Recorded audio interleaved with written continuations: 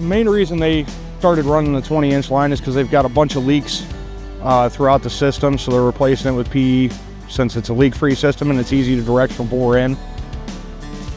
Poly, the pipe's a lot more resilient than what steel is.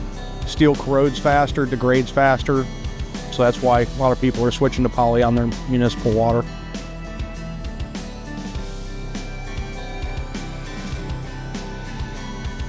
So this is the second job we've had the Triton on. They like how they can manipulate the pipe a little bit more. I think it's pretty cool, all the different levels that you can do, where it'll basically do everything itself. It helps a lot, especially with being new with the machine.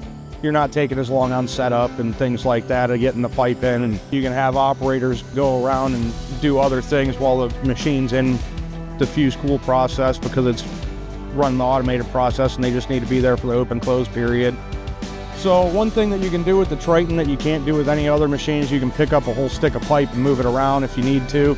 So right now, with how the pipe's short on coming into the next one, he can actually grab that other stick and just move it right into the other one without having to use a different piece of support equipment for it.